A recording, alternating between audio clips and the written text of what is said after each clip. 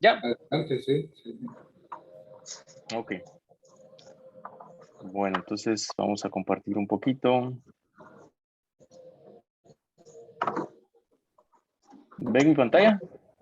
Sí, lo vemos y lo escuchamos. Ok. Bueno.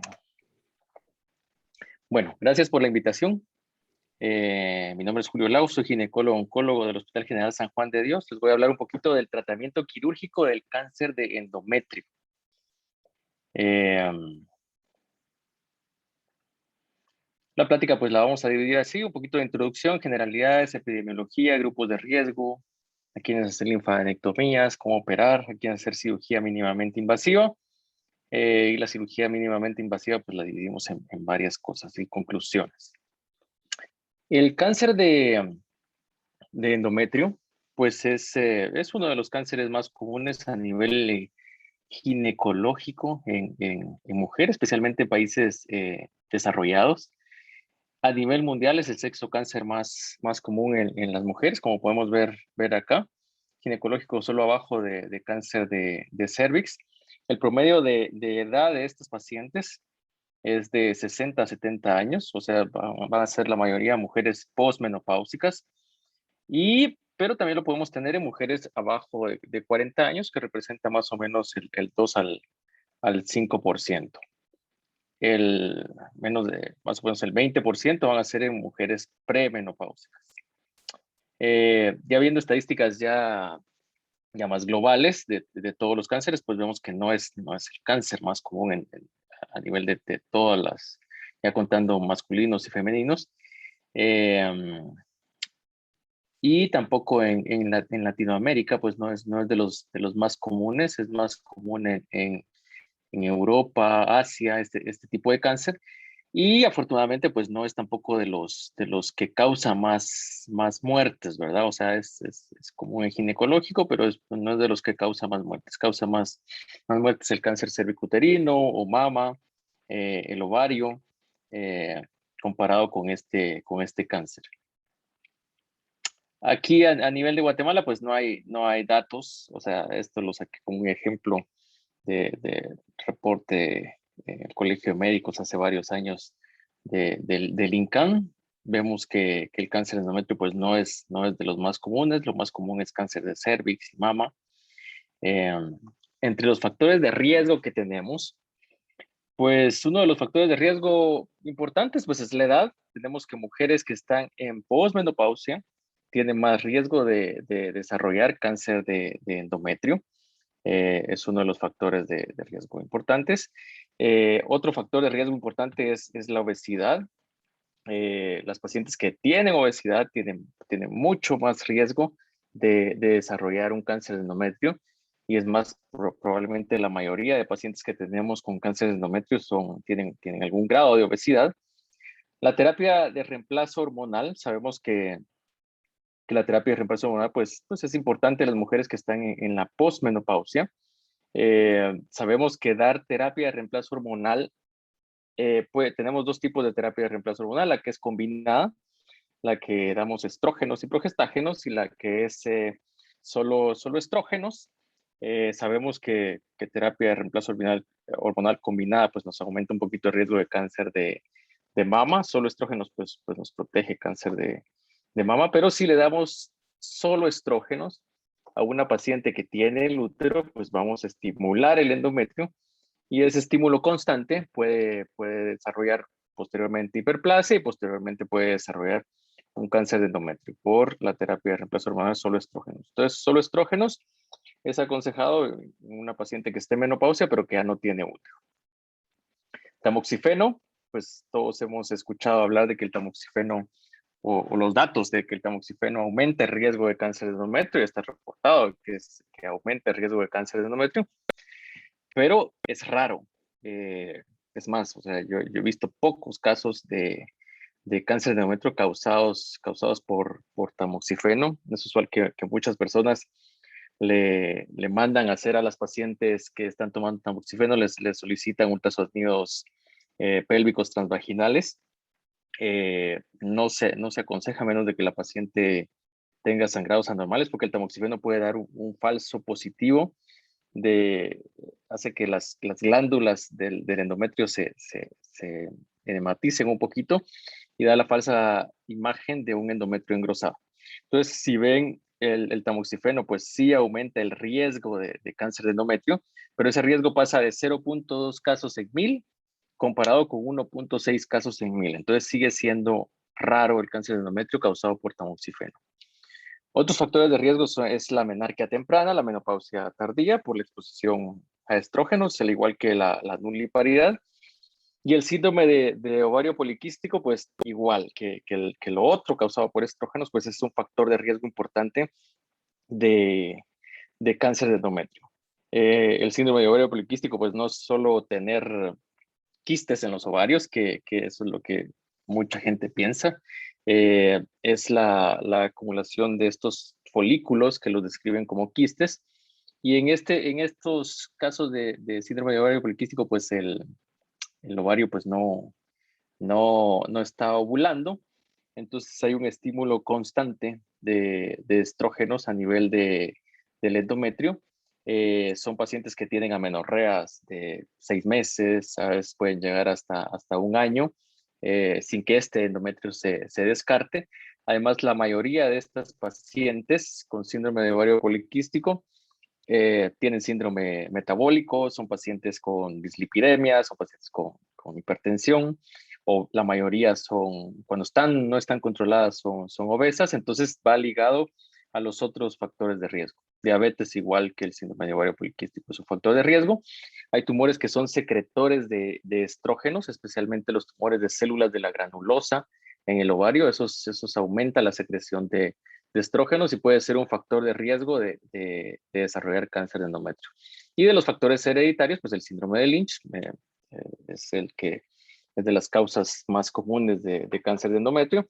Y esto se está causado por una alteración en el sistema MMR, que son los que están encargados de vigilancia y corrección de errores microsatelitales en el ADN. Los genes relacionados son el MLH1, MSH2, MSH6 y PMS2. Síndrome de Cowden también, mutación en PTEN, también aumenta el riesgo de cáncer de endometrio. Y la historia familiar de cáncer de endometrio, ovario, mama y colon. Como hablamos, la obesidad pues sí es un factor considerable de riesgo, especialmente en los cánceres de endometrio tipo 1. Entonces, entre más obesa es la paciente, más riesgo tiene de desarrollar un cáncer de endometrio. El síndrome de Lynch, pues como hablamos, es un síndrome autosómico dominante, es de las causas más comunes de cáncer hereditario de endometrio colorectal. Sin embargo, a pesar de que es de las causas hereditarias más comunes, solo representa más o menos el 2 al 3% de los casos de cáncer de endometrio. Se relaciona con otros tipos de cáncer también, especialmente con el otro cáncer, es cáncer de colon. Como mencionamos, estos son los genes, estos son los que están relacionados con alteraciones del MMR. El EPCAM no está relacionado con esta alteración de este sistema y la incidencia pues es de 2%. Entonces tenemos que síndrome de Lynch va a aumentar el riesgo de cáncer de colon, pero en cáncer de endometrio, pues si vieron, el riesgo pues se aumenta considerablemente entre el 16 al 61% y el riesgo va a depender de cuál de los genes tenemos o tiene la paciente mutado. Se estima que más o menos pasan unos 10 a 11 años después del diagnóstico de un cáncer de endometrio para desarrollar un cáncer de colon. Entonces tenemos que una paciente sin mutación a los 70 años tiene un riesgo más o menos del 1.5% de desarrollar un cáncer de endometrio, pero si ya tiene un síndrome de Lynch, el riesgo puede llegar hasta el 60%. Tradicionalmente, el cáncer de endometrio se divide en dos tipos, tipo 1 y tipo 2. La mayoría se clasifican como cáncer de endometrio tipo 1, que va a representar el 80% de los casos. La diferencia pues es que pues, el factor de riesgo son los estrógenos, lo que habíamos hablado, y en el tipo 2 pues no hay tanto factor de riesgo estrógeno, sino que es más la edad. en tipo 1 pues es más común en raza blanca, en el tipo 2 pues no hay diferencia.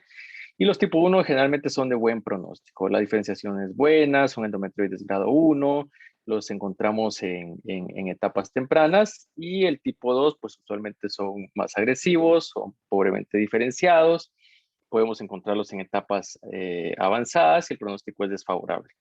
Se ha relacionado con mutaciones genéticas, tipo 1 especialmente en KRAS PTEN y el tipo 2 en ER2 y P53. Pero esto pues con el tiempo pues ha ido cambiando. La presentación, el cáncer de endometrio usualmente es el cáncer bueno, contrario al ovario, que es el asesino silencioso. Este es el cáncer bueno. ¿Por qué? Porque en la mayoría de los casos avisa. Usualmente es una paciente en la posmenopausia que ya no debe sangrar, no tiene que tener menstruaciones y empieza con sangrado. Entonces ese es el primer signo o cuando ese cáncer está avisando que ahí está. Otros síntomas que puede presentar son dolor abdominal pélvico, cambios en los hábitos de micción y defecación. Y debido a que este cáncer pues avisa, sangra, entonces la paciente consulta y se hacen estudios y la mayoría los encontramos en etapas tempranas, y eso hace que la supervivencia en este tipo de cáncer pues sea, en la mayoría de los casos, sea buena. ¿Cómo se hace el diagnóstico? Pues la paciente llega sangrando. Tenemos una paciente que usualmente es posmenopáusica. Usualmente si son premenopáusicas, pues es una paciente que tiene alteraciones en la menstruación, sangra mucho, es irregular, no se logra controlar con métodos anticonceptivos u hormonales, y vemos que el endometrio está engrosado. Entonces, digamos, los pasos para el diagnóstico es hacer ultrasonido, paciente que está sangrando, y si ya la tenemos sangrando, pues hacer una biopsia de endometrio. Biopsia de endometrio se hacen con unas cánulas, se toma la biopsia de la parte de adentro. Recuerden que el Papa Nicolau es aquí en el cervix. El Papa Nicolau pues no va a detectar el cáncer de endometrio. A veces estas células del endometrio se pueden descamar y pueden ser detectadas en Papa Nicolau, pueden reportarnos células glandulares atípicas o una atipia glandular, que nos puede hacer sospechar de que hay algo en el endometrio. Entonces ya cuando tenemos una biopsia, la recomendación pues es hacer el análisis en el tumor, tener la histología y todo, pero también eso no se hace aquí en Guatemala, no es lo usual, pero tenemos que ir haciendo poco a poco el cambio, hacer análisis de inmunohistoquímica de los genes MMR, del sistema MMR, y en base a si hay ausencia de alguna de estas proteínas, podemos sospechar si esta paciente puede tener algún síndrome de Lynch. Entonces es tomar la muestra o la histología, evaluar si hay alguna mutación somática, o si hay ausencia de alguno de estos genes, pues se recomienda hacer el análisis para evaluar si hay alguna mutación germinal y hacer el diagnóstico de síndrome de Lynch. Eso se debería hacer en todos los cánceres de endometrio. Acá pues no se hace, pero ya es algo que deberíamos de exigir al patólogo que nos dé. Esto era la recomendación hace unos años, pero también ahora ha ido cambiando poco a poco la patología en cáncer de endometrio. Entonces, además de hacer esta inmunohistoquímica, se ha hecho otra recomendación, y además de hacer este CMSH6 y el PMS2, evaluar también el P53 y evaluar también que esta no es inmunohistoquímica, es una prueba molecular de otra proteína que se llama POL. Entonces aquí ya hacemos una clasificación molecular, así como en mama, pues ya el endometrio pues ya va teniendo una clasificación molecular y lo vamos dividiendo. Entonces, lo que era así sin clasificación molecular, que se dividía en bajo, riesgo intermedio y alto, pues ya también podemos tener elementos ya más moleculares o que nos pueden predecir mejor el comportamiento de este tipo de cáncer, para dividirlos en bajo, intermedio o alto riesgo. Y básicamente, en resumen de esa tabla, pues va a ser así. Si tenemos la que es mutación POL, pues va a ser un buen pronóstico. Los que tienen en la deficiencia o el sistema MR pues alterado va a ser riesgo intermedio. Y los que tienen mutación en el P53, pues usualmente van a ser las que tienen un comportamiento un poquito más agresivo o el pronóstico es malo. Entonces, hasta esto va. Acá esto no lo hacemos todavía en Guatemala, pero probablemente va a ir cambiando. Así como ahora se hace rutina en mama, pues esto se tiene que hacer en unos años de rutina en cáncer de endometrio. Bueno, ya tenemos el diagnóstico, entonces decidimos operar. La mayoría de las pacientes que se presentan con cáncer de endometrio, la mayoría pues van a ser operables, la mayoría van a ir a cirugía. Y lo que recomendamos pues es hacer sus pruebas de hematología, pruebas de función hepática, renales, tiempos de coagulación. El CA-125 pues puede ser de utilidad en esos pacientes que tienen cáncer de endometrio que son de alto riesgo. Evaluar con el ultrasonido transvaginal. Ya evaluamos de inicio que el endometrio estaba engrosado, pero aquí ya tenemos una paciente que tiene una biopsia de endometrio, entonces hay dos estudios que nos pueden ayudar a evaluar la invasión del miometrio. Ya van a ver por qué nos sirve la invasión del miometrio o del cervix, que es el ultrasonido transvaginal o la resonancia. Con estos datos podemos evaluar si ese cáncer se mete en el miometrio. Con la resonancia también podemos evaluar metástasis o con la tomografía, tanto de tórax y abdomen nos puede servir. PET usualmente pues no se le pide a las pacientes con cáncer de endometrio, a menos de que estemos sospechando que es una etapa con metástasis avanzadas, queremos descartarlo y no nos da evidencia las otras pruebas. La estadificación del cáncer de endometrio es quirúrgica, excepto el cervix en los cánceres ginecológicos. El resto de los cánceres ginecológicos, su estadificación es quirúrgica. Eso quiere decir que damos un estadio en base a los hallazgos quirúrgicos eh, del cáncer cuando operamos, ¿verdad? Entonces ya podemos estadificarlo acá. La estadificación se mantiene desde el 2009, es la misma. Y básicamente es esta, ¿verdad? O sea, el estadio 1 es el que está confinado al útero. Cambios con la estadificación anterior fue que antes se divide en A, B, C, pues ahora solo se divide en A, B, dependiendo si invade más o menos del 50% del miometrio. El estadio 2, igual antes se divide en 2A, 2B, ahora solo se divide en 2 y solo se considera que es un 2 cuando hay compromiso del estroma cervical. A veces hay compromiso de las glándulas del cervix, que es la parte más superficial. Si eso está comprometido, no es un estadio 2, tiene que invadir el estroma del cervix. Los estadios 3 pues ya son más locorregionales. El 3A es invasión al útero y anexos, 3B es vagina y parametrios, y los 3C es cuando ya hay invasión a ganglios. Y 4 es cuando ya hay invasión, si es 4A, invasión intestino o vejiga, que es adelante o atrás del útero, o si hay invasión metástasis a distancia, o si tenemos metástasis intraabdominales, ya es un 4B, o en ganglios inguinales es un 4B. Básicamente es esto. La mayoría los vamos a encontrar en un estadio 1. Esta va a ser la mayoría, casi todos los encontramos así, ya sea limitado al endometrio, con invasión al limitado al endometrio, con invasión al miometrio, ya sea mayor o menor del 50%. En algunos casos tenemos la extensión al cervix, que lo podemos encontrar también. Y ya de forma rara, ya serían las metástasis tanto a ovario como a la serosa del útero o tener metástasis hacia vagina o parametrios, que es la estructura que está hacia a los lados, es raro encontrar en cáncer de endometrio. Es importante el grado de diferenciación.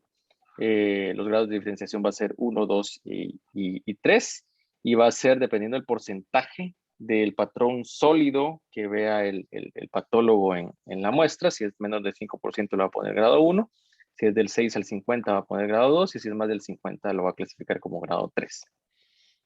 Entonces ya que tenemos todo ese panorama, ese aspecto general, vamos a ver qué es lo que se opera o cómo se opera.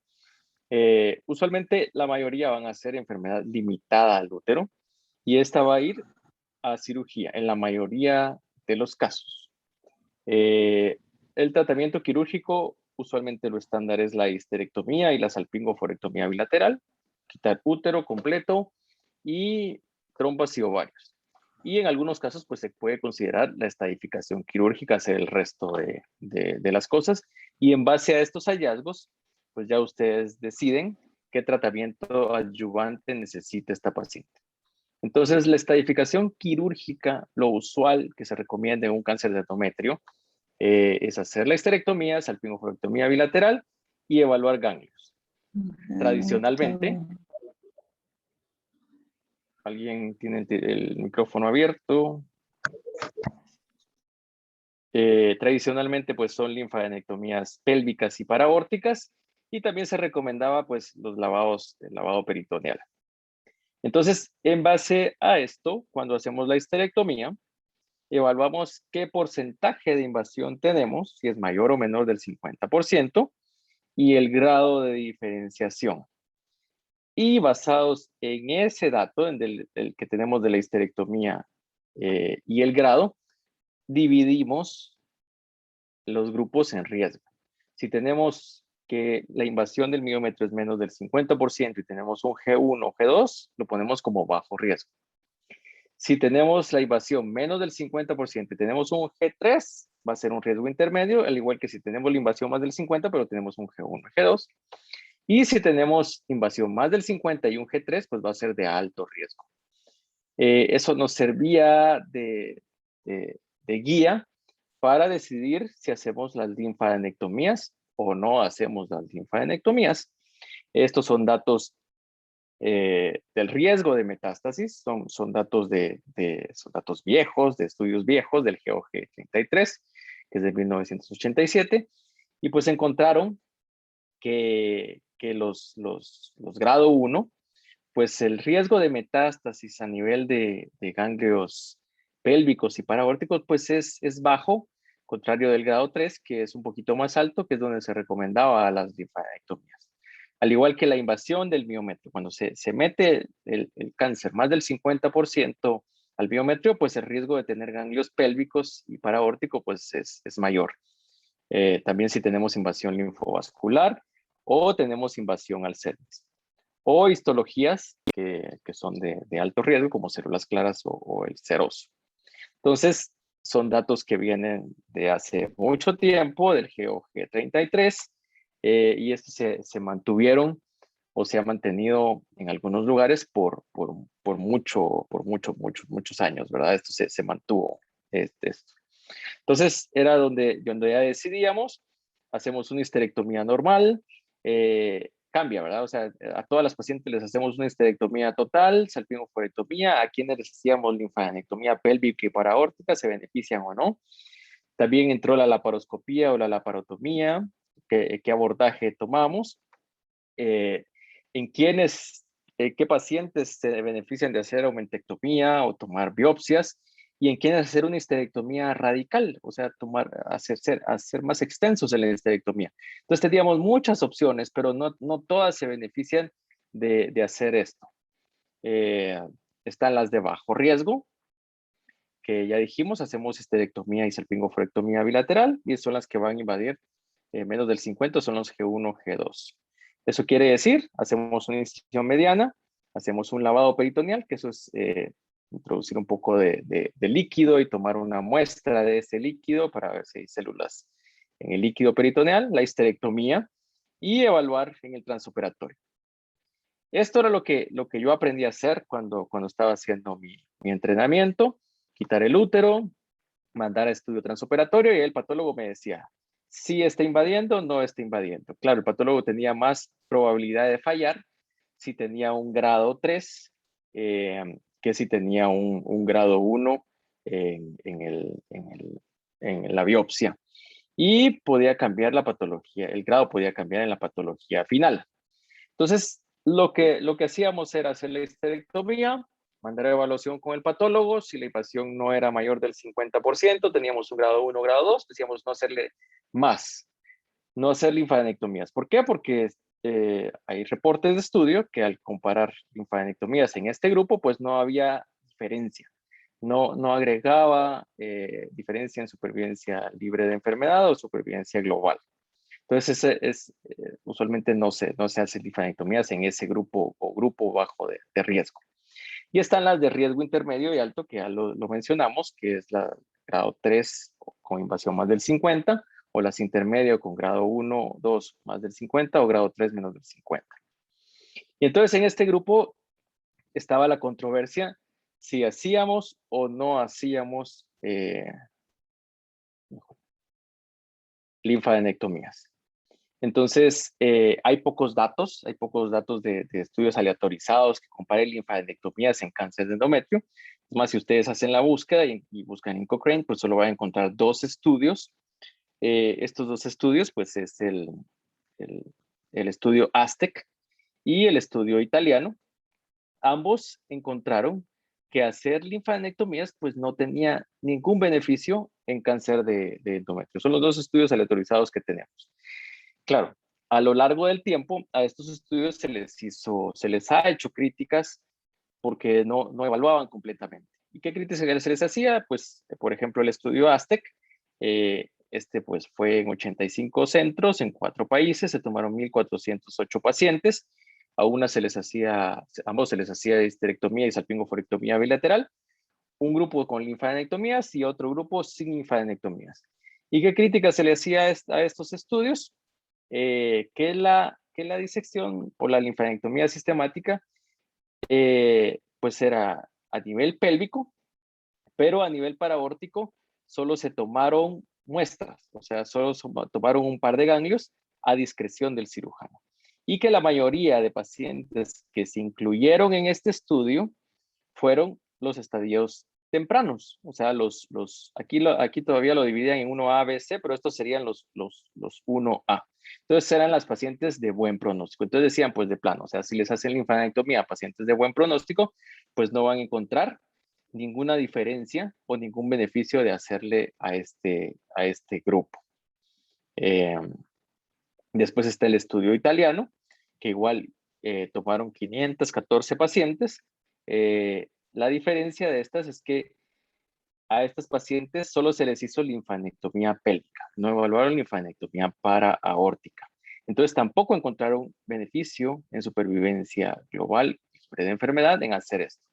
¿Qué era lo que hacían ellos? O sea, ya viéndolo en dibujitos, pues en uno de los estudios, en el italiano, solo hacían linfadenectomías pélvicas y en el otro solo tomaban muestreos para aórticos.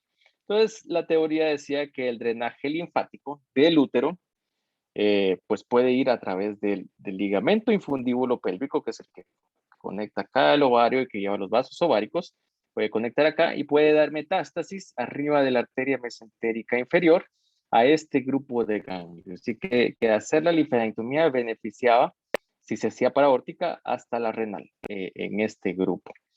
Y además de que el otro drenaje es a nivel pélvico y el otro drenaje es por un ligamento que se llama redondo, que viene acá, que conecta al útero y puede dar ganglios inguinales también positivos, que eso es mucho, mucho más raro. Entonces decían ellos que si solo se evaluaba esto, pues no se sabía si el beneficio estaba en hacer las paraórticas también. Viene el grupo de Mariani, estos son los de la Clínica Mayo, eh, y evalúan este grupo de cáncer de endometrio a las que se les hace linfadenectomía y las que no se les hace. Y ellos encuentran que el 22% de los pacientes que tuvieron linfadenectomía tuvieron ganglios positivos. O sea, ellos hicieron ese análisis y vieron que un 37%, ya sea endometrioide o no endometrioide, solo tenía metástasis a ganglios pélvicos, otro tenía ganglios pélvicos y paraórticos, pero había un grupo que no tenía ganglios pélvicos y tenía ganglios paraórticos. Entonces ellos sugerían que al hacer linfadenectomías, debía de hacer linfadenectomías pélvicas y paraórticas arriba de la arteria mesentérica inferior. Claro, eso lleva, pues, digamos, técnicamente, pues es un poquito más complejo. Son datos 2008. Otro estudio que tenemos acá es el estudio CEPAL. La diferencia es que este es un análisis retrospectivo de 2 centros. Aquí compararon entre solo hacer linfadenectomía pélvica contra hacer linfadenectomía pélvica y para-aórtica en el grupo de pacientes. Acá sí tenemos que incluir un poquito más de pacientes de riesgo intermedio y alto, y se vio que sí había beneficio de hacer la linfadenectomía pélvica y para-aórtica. Si tenemos, por ejemplo, aquí la línea verde y la celeste, que son los grupos de riesgo bajo, si les hacían linfadenectomía pélvica y para-aórtica, pues no había diferencia significativa en este grupo de pacientes, pero si tomamos las pacientes que tienen riesgo intermedio y alto, que son la línea roja y azul, vieron que hacer linfadenectomías pélvicas y paraórticas, que es la línea roja, pues sí tenía, estas pacientes sí tenían un beneficio en supervivencia global y supervivencia libre de recurrencia. Entonces, perduró por muchos años la teoría del algoritmo de Mayo, que es lo que les dije, que es quitar el útero, evaluar el riesgo y en base a eso hacer las linfadenectomías. Entonces a las de bajo riesgo se recomendaba no hacerles y a las de riesgo intermedio se recomendaba hacer linfadenectomías pélvicas y paraórticas. Aún en las recomendaciones de ESMO, ESGO y ESTRO en el consenso de cáncer de endometrio que publicaron en el 2016, se sigue basando en los criterios del algoritmo de Mayo, que si es de bajo riesgo no hacer, y en las otras pues considerar hacerlas, y en las de riesgo alto hacerlas. Esto ha perdurado por muchos años. Está los cánceres de endometrio tipo 2, que estos son las histologías de alto riesgo, que son los serosos, células claras y carcinosarcomas.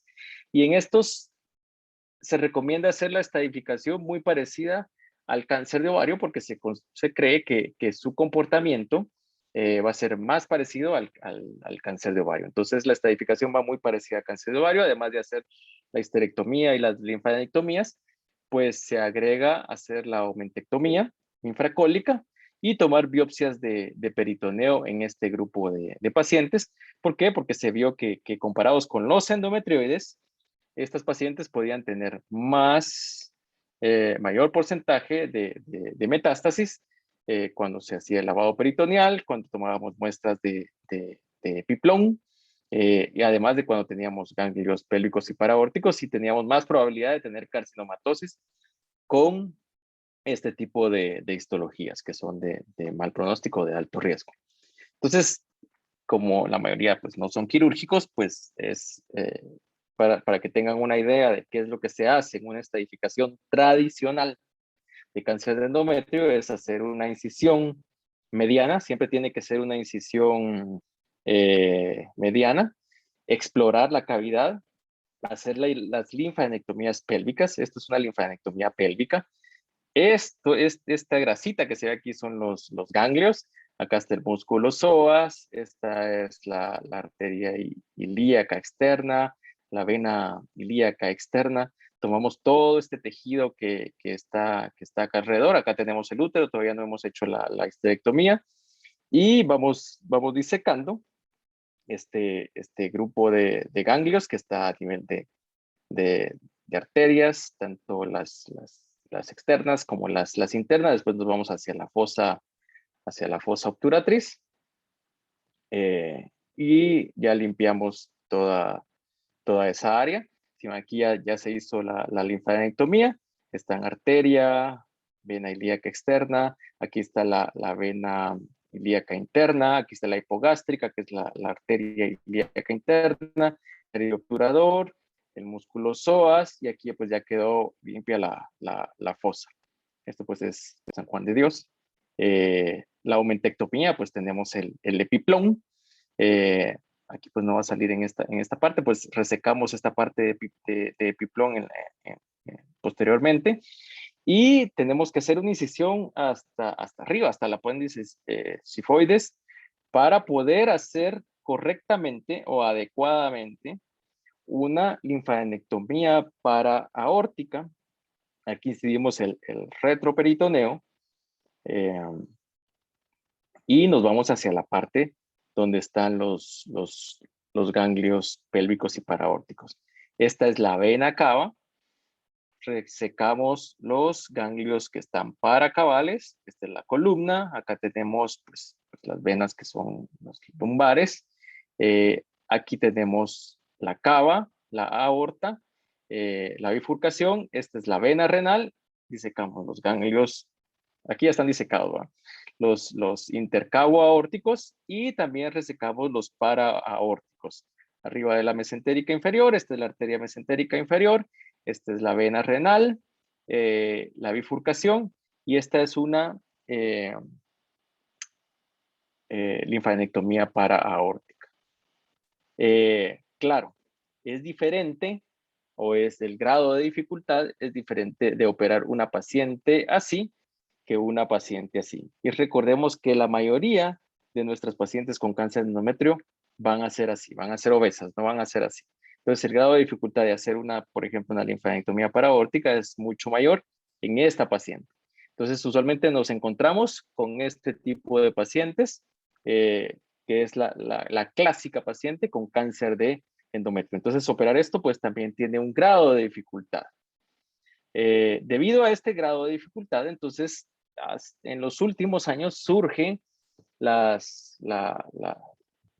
pregunta si cómo ser menos invasivos en este tipo de pacientes. ¿Podemos ser menos invasivos, sí o no? ¿O ser menos radicales, sí o no? Entonces entra la duda de si hacer laparotomías o hacer laparoscopías. El estudio más grande en laparoscopía en cáncer de endometrio es el estudio LAP2. El estudio LAP2 evaluó pacientes con cáncer de endometrio estadios 1 o 2. Aquí lo ponían 2A, ¿verdad? Pero, ahora son 2. A estas se les hacía histerectomía, la estadificación. Se dividió en el grupo de laparoscopía y en el grupo de laparotomía. Inicialmente lo que se evaluaba era la calidad de vida de estos pacientes, morbilidad, mortalidad y estancia hospitalaria, y vieron que las pacientes que iban a la laparoscopía tenían menos complicaciones postoperatorias, el tiempo quirúrgico pues era mayor en la laparoscopía comparado con la laparotomía, pero la hospitalización fue menor tiempo, hubo menor tiempo, hubo menor uso de antibióticos, y la hospitalización fue más o menos de 2 días. Sí hubo razones para convertir a estas pacientes de laparoscopía a laparotomía, eso fue en año 2009. Ahora es raro que convirtamos una paciente a laparotomía, pero en esa época, pues la mayoría, el 74.2% de los casos que hicieron, se pudieron hacer por laparoscopía. Razones para convertir a esa paciente a laparotomía fue tener pobre visibilidad, enfermedad metastásica, sangrado y otras causas. La mayor fue por pobre visibilidad, y usualmente fue en pacientes que tenían enfermedad metastásica, fue otra de las causas. Algo que preocupa mucho al paciente o a veces al médico que no es quirúrgico, no está habituado a esto, es la detección de metástasis o la detección de un estadio avanzado con la laparoscopía. Y vieron que identificar un estadio 3 ya en la estadificación quirúrgica, pues no había diferencia. Es igual hacerlo en laparoscopía que en laparotomía. Y posteriormente, un par de años después, se hizo el análisis de supervivencia, y vieron que hacer o operar a estos pacientes con cáncer de endometrio por laparoscopía o por laparotomía no había diferencia en recurrencia ni en supervivencia global. Algo que le preocupa mucho a las personas que hacen cáncer por laparoscopía o que no están habituados a eso es la metástasis a nivel de los trócares. Y en este estudio encontraron que el 0.24% de las pacientes tuvieron metástasis de los trócares, o sea, 4 pacientes. O sea, es muy poco, es raro. Lo que sí había diferencia era en calidad de vida, especialmente en las primeras 6 semanas, con ventaja para la laparoscopía, con menos dolor, la mejor, pues la imagen corporal, no había una incisión mediana suprainfraumbilical, el mejor funcionamiento, son pacientes que empiezan a caminar pronto, empiezan igual a comer, regresan a sus actividades, al trabajo, en menor tiempo con laparoscopía. El otro estudio de laparoscopía es el LACE. Este evaluó igual cáncer de endometrio, 760 pacientes que fueron a histerectomía y se evaluó los 2 brazos. laparoscopía y laparotomía, y no encontraron diferencias en recurrencia ni en supervivencia global en los dos grupos, tanto en laparoscopía como en laparotomía. Entonces, lo usual es hacer laparoscopía. Un dato que preocupa mucho es la histología. Si son las pacientes que tienen histologías de alto riesgo o solo deberíamos de operar las histologías que son de bajo riesgo. Tenemos acá, si dividimos la supervivencia, tanto libre de enfermedad con la supervivencia global, en histología, pues vemos que los endometrioides pues les va mejor que las histologías serosas o células claras o los carcinosarcomas. Pero si ya individualizamos ya el grupo, ya vemos cómo se abordaron estos grupos, si es por laparoscopía o laparotomía, pues en histología no se encontró diferencia en la supervivencia eh, en los dos grupos. Entonces, si es laparoscopía o laparotomía. Entonces es diferente tener una incisión así, que es supra para infraumbilical, o incisiones así, que son incisiones de 5 milímetros, donde se introducen los trócares. Claro, hemos pasado de tener una visión que es así, que es usualmente lo abierto, a tener una visión así, que es usualmente la laparoscopía. Nosotros, pues, en el San Juan de Dios empezamos a hacer los casos de cáncer por laparoscopía en el 2013. Este es nuestro primer caso de, de una cirugía oncológica laparoscópica. Es un caso de cáncer de endometrio, el 4 de noviembre del 2013. Hemos ido mejorando conforme el tiempo.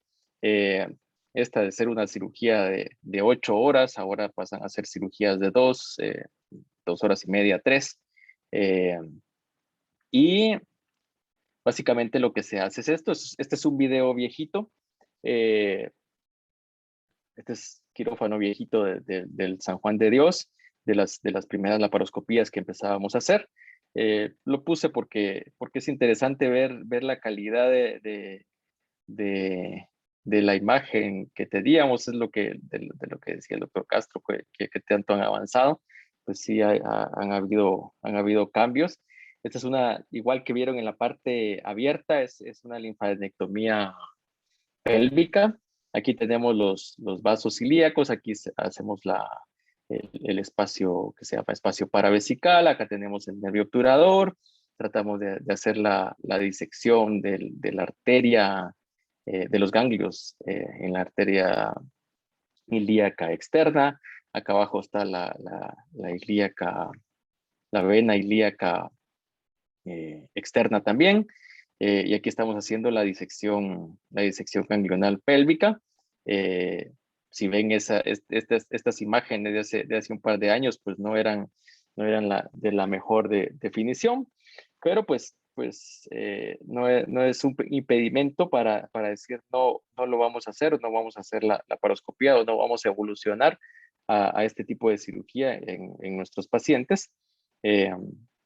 Tenemos la parte acá de la linfadenectomía pélvica, este es vía laparoscópica, y después pues vamos a hacer la parte de la linfadenectomía para aórtica. Aquí pues sí hacemos un cambio en los trócares, agregamos un trócar más y tenemos la visión viendo hacia la cabeza de la paciente que está acá arriba, ya no hacia los pies. Igual hacemos que la paciente esté en tren del lo más que se pueda. Desplazamos los intestinos cefálico. Y aquí igual tenemos otra visión. Esta es la vena cava. Aquí están los ganglios intercavo-aórticos. Aquí tenemos la arteria mesentérica inferior. Este es el uréter del lado izquierdo. Esta es la aorta. Y disecamos los ganglios que están para aórticos, que es este grupo. Utilizamos energía que se llama energía bipolar, que hace sellado y corte a la vez. Estos son ligasure un poco ya viejitos, ya no se utilizan. Y resecamos esta parte que son los ganglios paraórticos, y así queda.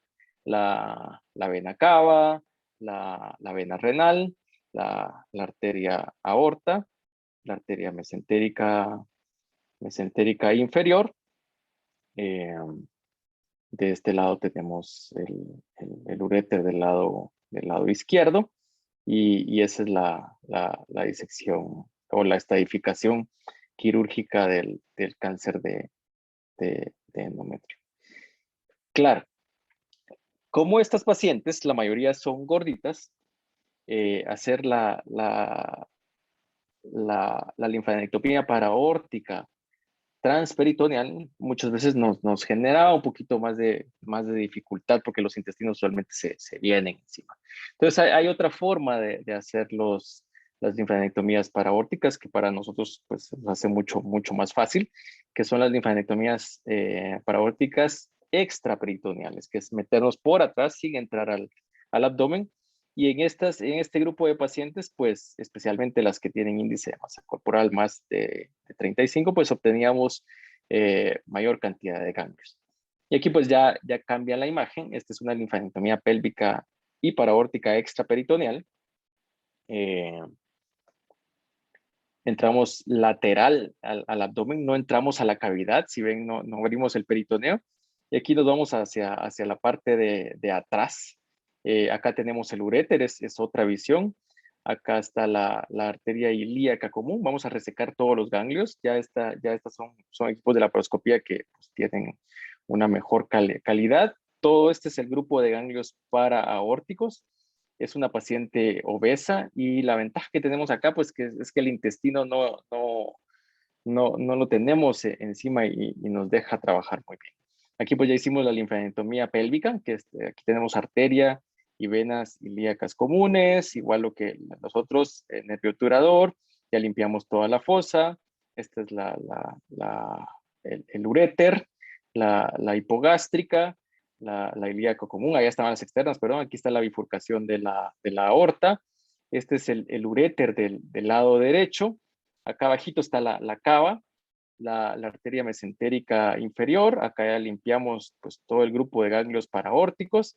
Esta es la vena ovárica, y hacia acá pues donde desemboca la ovárica está la vena renal, y esta es una linfadenectomía para aórtica extraperitoneal. En la evolución que ha tenido la medicina es el robot. Eh, Quisiera estarles contando, tengo un robot en el San Juan de Dios, pero no es así, no tenemos robot en Guatemala. Pero al comparar la cirugía, la parotomía, la paroscopía y cirugía robótica en este estudio de 468 pacientes, se encontró que en calidad de vida no había diferencia entre las pacientes que se les hacía laparoscopía o cirugía robótica. O sea, a estas pacientes les iba igual de bien si era cirugía por robot o no cirugía por robot. Entonces, pues, se pueden hacer las linfadenectomías o se puede hacer la cirugía por mínima invasión. Actualmente es el estándar hacerlo por mínima invasión los pacientes con cáncer de endometrio. Pero cuando hacíamos las linfadenectomías, pues esto tiene riesgos. Hacer las linfadenectomías, igual que para tratar cualquier tipo de cáncer, pues tiene riesgo de linfedema, mayor tiempo quirúrgico, linfoceles, más dolor, disminución de movilidad, lesiones vasculares, lesiones nerviosas. Entonces, todo esto de las linfadenectomías, pues es bonito hacer la cirugía, pero tiene riesgos. Entonces, se empieza a aplicar el término o el concepto de ganglio centinela. Ganglio centinela, pues es un concepto que ya tiene bastantes años. Inició en el 77 con el doctor Ramón Cabañas en el Memorial. Él lo aplicó, lo realizó en cáncer de pene. Después se realizaron estudios o se aplicó en otras patologías donde probablemente lo conocen más o lo han escuchado más, es en cáncer de mama o en melanoma a principios de los 90. Y a nivel de cáncer ginecológico, en el Anderson, el doctor Levenbach fue el que lo hizo los primeros casos en cáncer de vulva. Básicamente el concepto de ganglio centinela es ya no hacer toda la linfadenectomía, quitar todos los ganglios, porque se vio que no todas las pacientes necesitaban la resección completa de todos los ganglios. Entonces, es administrar un compuesto para identificar cuál es el primer ganglio del drenaje linfático y solo resecar ese ganglio y enviarlo a evaluación. Y eso nos puede dar información pronóstica muy parecida a resecar todos los ganglios. Y se vio que muchos pacientes, especialmente los estadios tempranos, no van a tener ganglios positivos y era innecesario realizar todas la linfadenectomía. Entonces ese concepto pasó de otros tumores a aplicarlos en cáncer ginecológico. Entonces vamos de la medicina que es resecar absolutamente todos a una medicina de precisión o la oncología de precisión, que ustedes lo realizan frecuentemente con las terapias blanco y todo eso, a realizar esa cirugía oncológica de precisión, de identificar qué ganglio tengo que quitar para analizarlo y en ese ganglio poder identificar esa metástasis que puede ser menor de 2 milímetros. Entonces eso lo llamamos precisión. ¿Por qué hacer ganglio centinela en cáncer de endometrio? Porque evaluar ese ganglio centinela con ultraestadificación mejora la identificación de ganglios positivos, comparado, pues si es igual que comparado con la histología convencional, y nos da menos morbilidad que las linfadenectomías. Menos tiempo quirúrgico, menos sangrado, menos linfedema. Entonces ahora se prefiere hacer ganglio centinela. ¿Qué utilizamos para identificar el ganglio? Pues podemos utilizar varios compuestos, desde colorante azul, que esto es lo que más utilizamos en nuestros países. ¿Por qué? Porque tener un colorante azul, que es el azul de metileno, lo encontramos en cualquier lugar, ya sea hospital pobre, con recursos, porque es un colorante barato que se puede utilizar para identificar el ganglio. Tecnesio 99, medicina nuclear, pues es más fácil identificarlo, pero pues es costoso, ¿verdad? Aquí en Guatemala está arriba de 10,000 quetzales la administración de tecnesio. Y fluorescencia, pues fluorescencia es mucho más fácil hacer ganglio centinela con fluorescencia. Sin embargo, pues se necesita equipo especial y no en todos los hospitales tenemos. Claro, si comparamos fluorescencia con tecnesio más colorante, pues es mejor hacerlo con fluorescencia, es mucho más fácil. ¿Cómo se hace ganglio centinela? Pues hay algoritmos que se han diseñado, esto es el del memorial, inyectar el compuesto, ya sea azul, el tecnesio o el verde de indocianina, que es para la fluorescencia a nivel del cervix, se puede inyectar en 4 puntos o en 2 puntos. Nosotros usualmente lo hacemos en 2 puntos, a las 3 y a las 9. Se retira el ganglio centinela, se evalúa y ya se decide. ¿Cómo se administra el compuesto? Ese es el cervix, vagina. Aquí tenemos el cervix, inyectamos, este es colorante azul, a nivel del cervix, en radio de las 3. Usualmente inyectamos superficial e inyectamos profundo. Y el radio de las 9. Inyectamos un poco superficial, un CC usualmente superficial, más o menos 1 o 2 milímetros. Y después introducimos aproximadamente 1 centímetro para la inyección profunda. Usualmente la mayoría de los ganglios vamos a localizar a nivel pélvico. Ya se encontró que el 3 a 4% pueden ser a nivel de paraórticos. Entonces, ¿qué estudios hay de ganglio centinela en cáncer de endometrio? El FIRES. Ese es uno de los estudios que se realizó del 2012 al 15 con cáncer de endometrio temprano, 385 pacientes. A ella se les hizo ganglio centinela y después de hacer el ganglio centinela se les hizo linfadenectomía pélvica y algunas se les hizo linfadenectomía pélvica y paraórtica en el 58% de estas pacientes. ¿Qué encontraron? La identificación de por lo menos un ganglio centinela en el 86% de las pacientes. La sensibilidad fue del 97%, el valor predictivo negativo del 99%, y la razón de falsos negativos fue del 2.8%. Entonces la técnica de ganglio centinela en cáncer de endometrio pues es muy buena. Encontraron que la mayoría van a estar a nivel pélvico, los ganglios centinela, y de todos estos, solo en 3 casos encontraron ganglios centinela a nivel paraaórtico. Otra de las interrogantes que surgieron era, ¿se puede hacer ganglio centinela en histologías que son de alto riesgo o solo se limita a las de bajo riesgo? Entonces aquí ya es otro análisis, es otro estudio del MD Anderson por la doctora Soliman. Aquí se evaluaron 123 pacientes, se les hizo ganglio centinela y linfadenectomía pélvica y paraórtica en histologías que ya son de alto riesgo.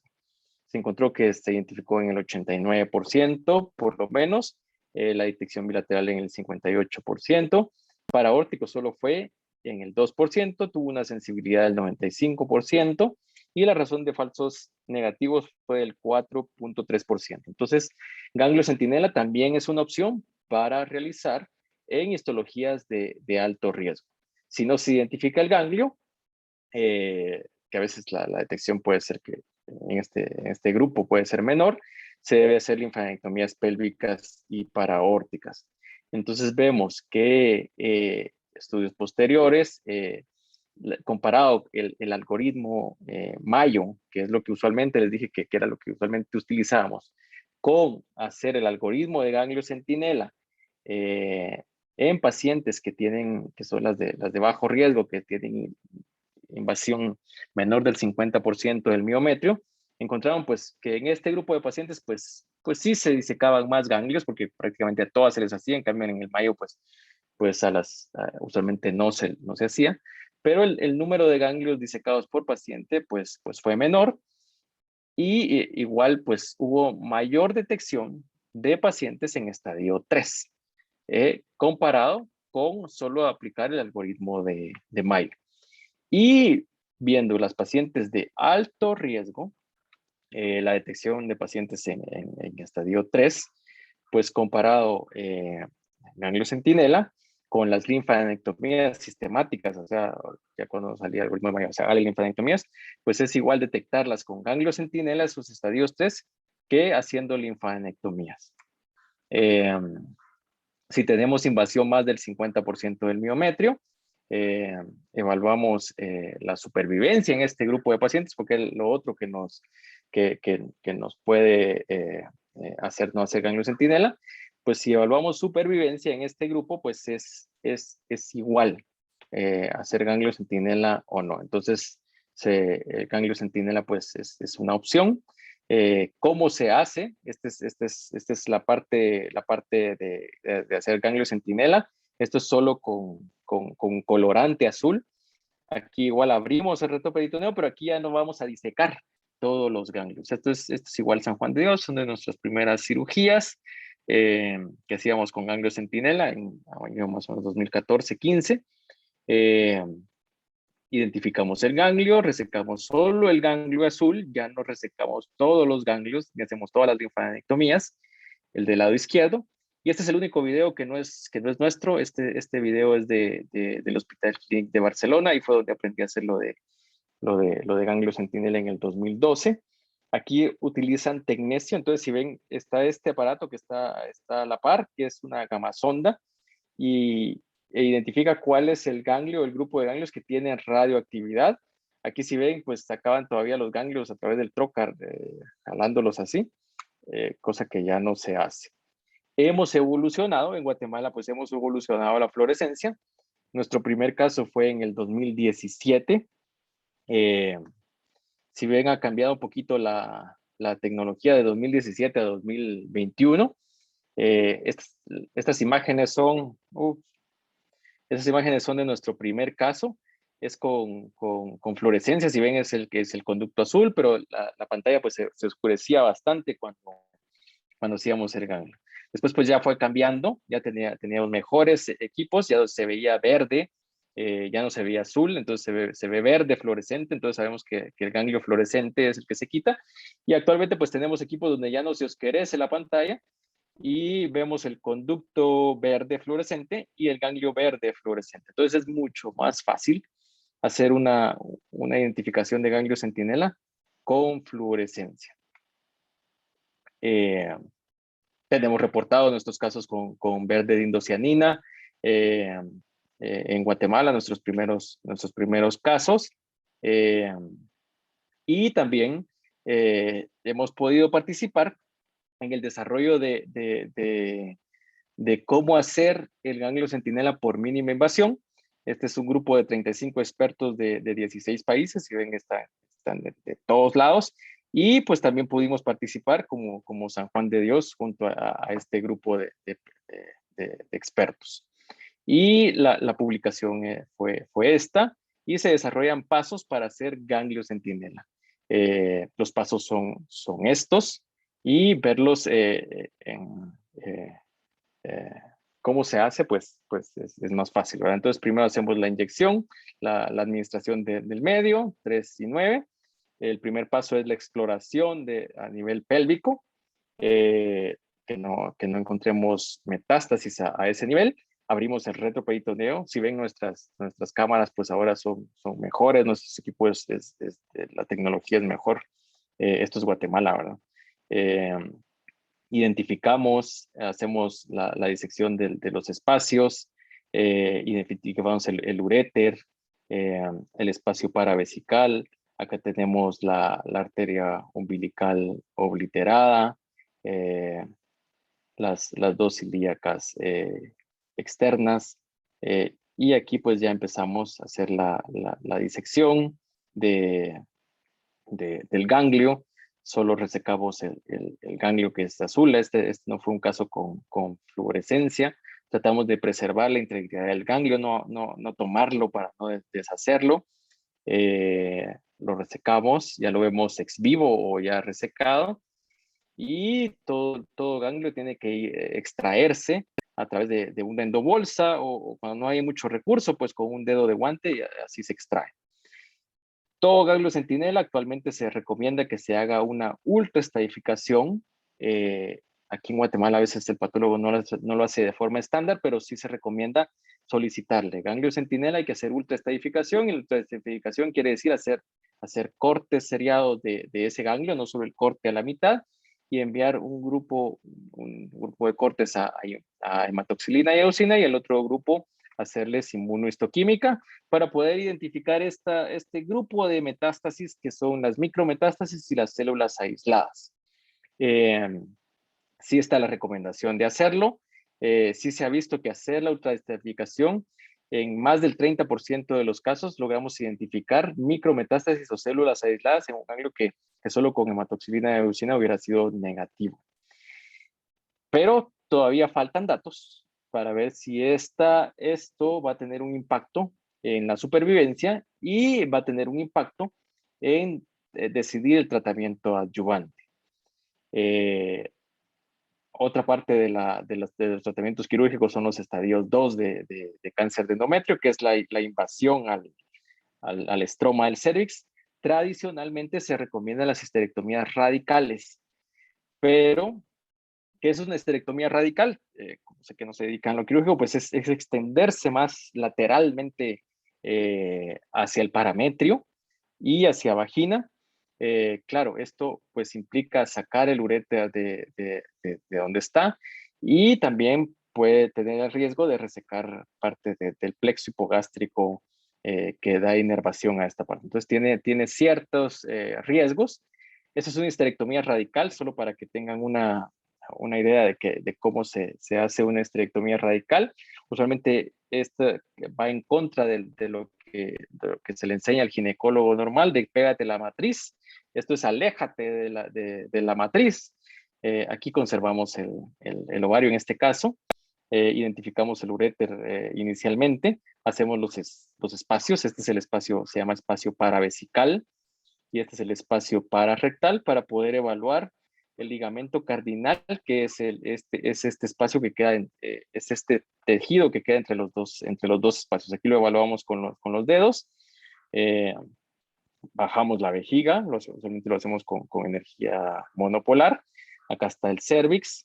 Esta parte pues es la parte de linfadenectomías que ya habían visto, y nos vamos ligando o resecando la parte del ligamento cardinal, y también los úteros sacros. Aquí no nos vamos pegaditos, sino que disecamos esta parte de recto y nos vamos pegados al sacro. Cosa que también ya ha cambiado en histerectomías radicales, que ya nos vamos tan pegados al sacro para disecar los ligamentos y sacar el útero con ligamento. Aquí hacemos el túnel, sacamos el uréter de su túnel. Entonces acá tenemos los dos parametrios, tenemos la vejiga, y el ingreso de los 2 uretes a la vejiga. Y le damos ese margen. Entonces, en eso consiste una histerectomía radical que tiene complicaciones y tiene riesgos. Y esto es un cáncer de endometrio de estadio 2, donde ya viene el tumor e invade el estroma del cervix, ¿verdad? La recomendación aún en guías de NCCN 2021 es hacer histerectomía radical o valorar hacer una histerectomía total. Y se puede hacer una histerectomía no radical, pues datos recientes nos indican que al comparar pacientes en estadio 2 de cáncer de endometrio, que se les hizo histerectomía radical versus histerectomía pues, simple, que es una histerectomía tipo 1, extrafacial, pues no encontraron diferencia. Entonces, actualmente pues se recomienda pues no hacer histerectomía radical en pacientes que tienen estadios 2 de endometrio. Preservar los ovarios, dejarle los ovarios. ¿Se podría en cáncer de endometrio? Sí, se puede. Se puede considerar en pacientes que son premenopáusicas, las que son menos de 45 años, que tienen histologías endometrioides, y usualmente no hacerlo en histologías serosas o células claras o carcinosarcomas, y que no tienen invasión extrauterina, ¿verdad? Que el tumor está limitado al endometrio y no tenemos datos de invasión a la serosa del cervix o a otro lugar. Entonces se comparó el impacto en supervivencia en cáncer de endometrio temprano de dejar los ovarios y pues no hubo diferencias en supervivencia global ni en libre de enfermedad. Entonces se recomienda en pacientes premenopáusicas, que son histologías endometrioides, preservar los ovarios. Se puede preservar la fertilidad, o sea, no operar a cierto grupo de pacientes, sí se puede preservar fertilidad en algún grupo de pacientes con cáncer de endometrio. Sabemos que a veces podemos tener pacientes jóvenes, en ellas se puede considerar conservar la fertilidad. Vemos que ahora la fertilidad la mujer la va retrasando. Entonces podemos tener esa paciente de 30 años que podemos considerar conservar la fertilidad. Sí se puede conservar en pacientes que tienen no carcinoma endometrioide, usualmente los que son grado 1, tal vez se puede considerar los grado 2, y los que no tienen invasión al miometrio. ¿Cómo evaluamos la invasión al miometrio? Hacemos ultrasonido transvaginal o hacemos resonancias y que no tenga invasión al miometrio. Entonces tiene que ser ese grupo seleccionado de etapas tempranas. Nosotros también nos hacemos interconsulta con los ginecólogos que se dedican a fertilidad para que evalúen la fertilidad tanto de la paciente como de la pareja. Y también se recomienda evaluación genética porque la mayoría pues van a ser pacientes jóvenes. Se recomienda hacer un legrado o una resección por histeroscopía y luego dar tratamiento hormonal, ya sea con acetato de medroxiprogesterona, acetato de megestrol, y usualmente lo que nosotros hacemos es combinarlo con los dispositivos intrauterinos o las T. No es la T de cobre convencional, sino que son T que tienen levonorgestrel y que su efecto es a nivel local. Se evalúa cada 3 meses y a los 6 meses se evalúa si tuvo o no respuesta. Si la paciente tuvo respuesta, puede continuar con el tratamiento y eventualmente, si ya desapareció ese cáncer, conseguir el embarazo y después hacer la cirugía. Pero si a los 6 meses no hubo una respuesta favorable, pues se hace el tratamiento quirúrgico estándar. Estas son las test que producen hormona a nivel local y así se hace la parte de conservación de la fertilidad en estas pacientes. ¿Hay ocasiones que no podemos operar? Sí, hay ocasiones que no podemos operar y hay que hacer también eh, considerarlo. Están estas pacientes, recordar que la mayoría de estas pacientes con cáncer de endometrio van a ser obesas, van a tener comorbilidades y que en algunas ocasiones el riesgo quirúrgico va a ser alto y debemos de decir, mire, esta paciente tiene un alto riesgo de complicaciones, no la debemos operar. ¿Qué opciones tenemos? Radioterapia. Podemos también combinarlo con terapias que son hormonales, como lo que hicimos en la parte de conservar la fertilidad. Y a veces podemos considerar hacer una histerectomía vaginal para no someter hacia una incisión abierta. Claro, hacer una histerectomía vaginal en este grupo de pacientes también tiene un grado de dificultad que es alto. Los estadios avanzados 3 y 4. Usualmente es raro que un cáncer de endometrio nos encontremos con estadios 3 y 4. Esto tenemos que considerar si enviar a la paciente inicialmente a una quimioterapia neoadyuvante o o hacer una cirugía que es la citorreducción, que es resecar todos los implantes. Usualmente las pacientes que están en etapas 3A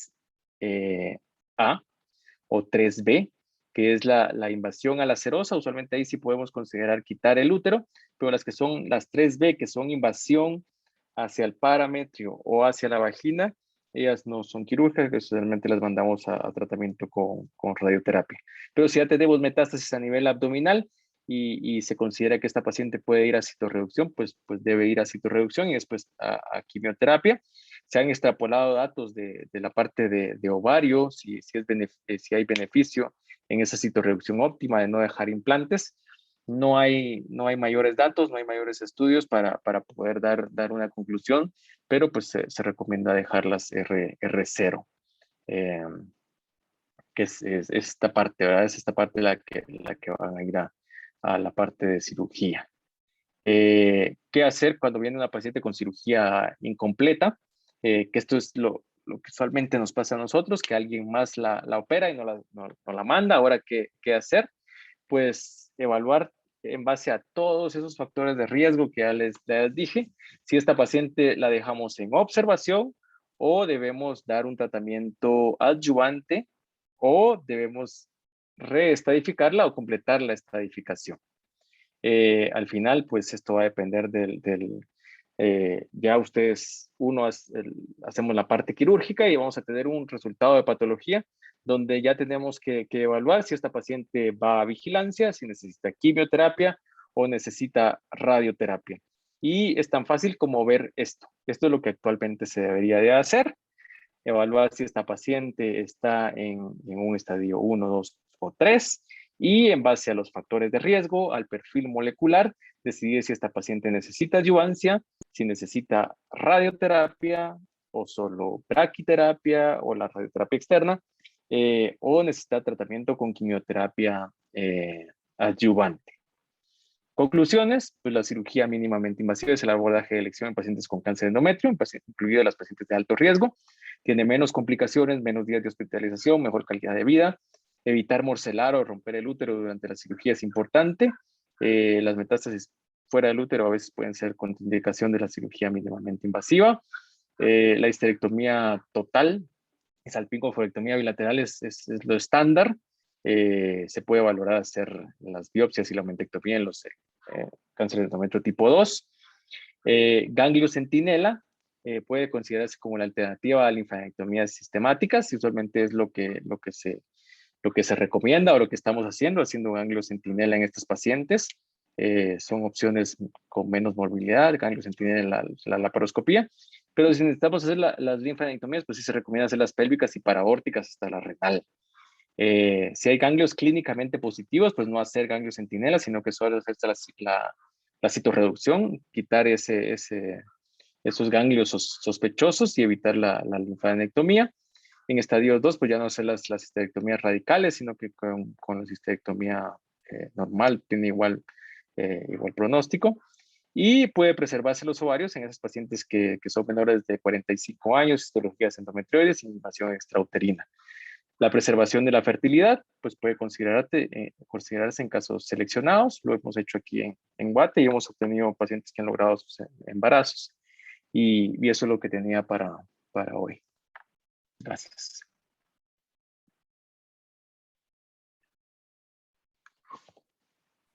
Gracias, doctor. Excelente. ¿Tiene alguna pregunta? Sí, muy buenas noches, doctor Lau. Le habla Karina Archila. Doctor, una pregunta. Hola. Usted, en lo personal, ¿qué es lo que hace con una paciente con un cáncer de endometrio, variedad endometrioide grado 1? O sea, usted Eso. sí les hace... Se hace histerectomía laparoscópica, ganglio centinela. Eso es lo estándar. Y aquí se hace, o sea, ya sea en privado o público. Eso es lo que hacemos ya de estándar. Ok. Ya no Gracias. las abrimos, o sea, es mucho más fácil hacerlo laparoscópico. Ok.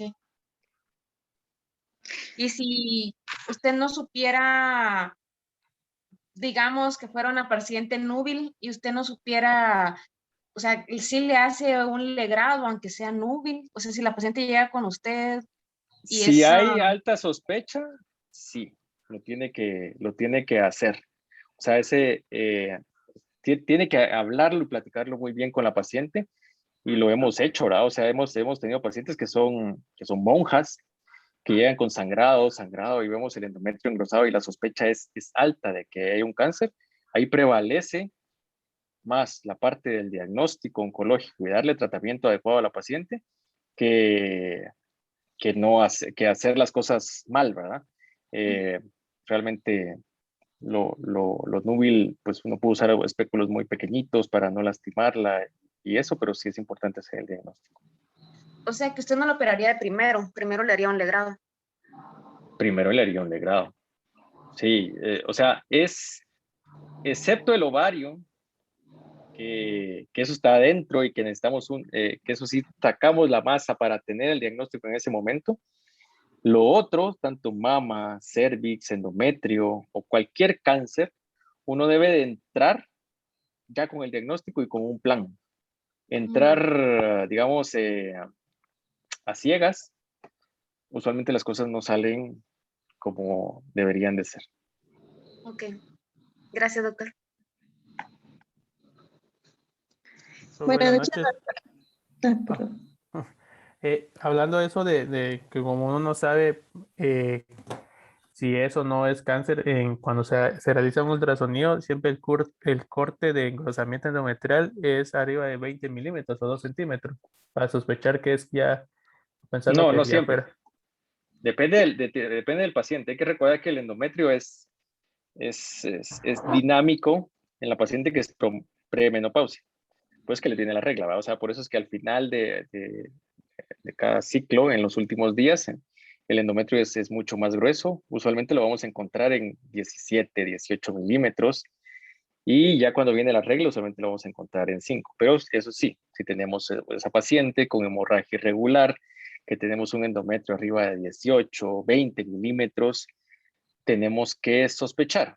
O si sospechamos, vemos en qué día del ciclo menstrual está. Y podemos repetir ese ultrasonido después de que le venga la regla. Y si encontramos el endometrio delgado, pues no sospechamos. Y si sigue el endometrio grueso, pues hacemos una biopsia. Ahora, si tenemos una paciente premenopausia, esa es otra historia. Si tenemos un endometrio arriba de 4 milímetros, otros toman el corte en 5 milímetros.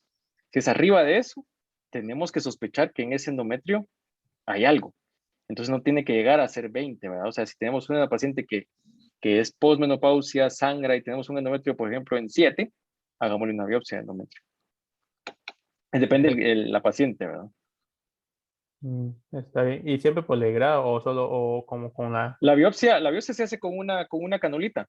Eso se puede Ah, hacer muy fácil en la clínica, toma 2, 3 minutos y uno puede tener el diagnóstico.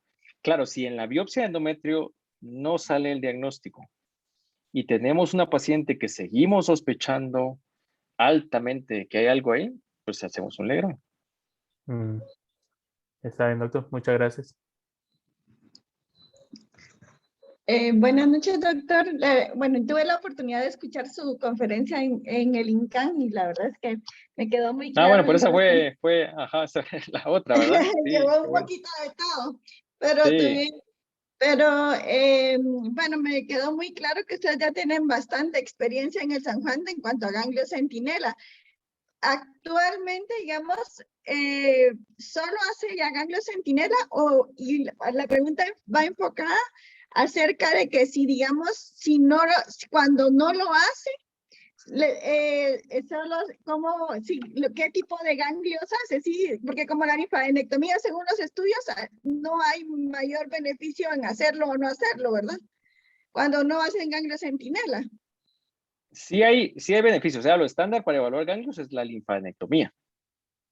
Lo que pasa es que tenemos que buscar, si se dan cuenta, todas esas pacientes son las gorditas y que tenemos que buscar un método con menos morbilidad. Entonces, ahorita lo que hacemos es ganglio centinela en lugar de hacerle las linfadenectomías a este grupo de pacientes. Pero hay ocasiones en que no identificamos el ganglio, por alguna razón no se identifica. Entonces a estos pacientes les hacemos linfadenectomías. Claro, es una paciente que está expuesta a 1 hora, hora y media más de cirugía, hasta 2 horas más de cirugía, que eso aumenta los riesgos, ¿verdad? Entonces, actualmente preferimos casi a todas les hacemos ganglio centinela de inicio, pero a veces si no se identifica, pues van las linfas. Entonces hay que saber hacerlas, ¿verdad? O sea, el médico debe saber hacer el ganglio centinela, pero si no está eso, pues debe saber hacer la alternativa, que son las linfadenectomías. Sí, pues sí, tiene que irse si es factible, ¿verdad? Sí. Okay. Gracias, doctor. Y en aquellos pacientes con tumores sincrónicos, se les sale tumor de endometroide y tumor endometroide del ovario. Cuando tenemos ese es raro.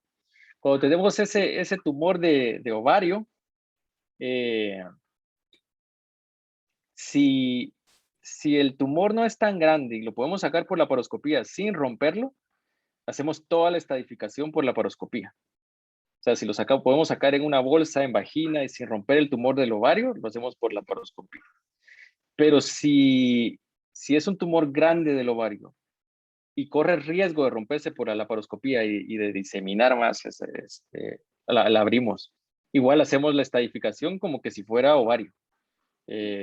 Usualmente el ovario va a ser de un comportamiento más agresivo que el endometrio.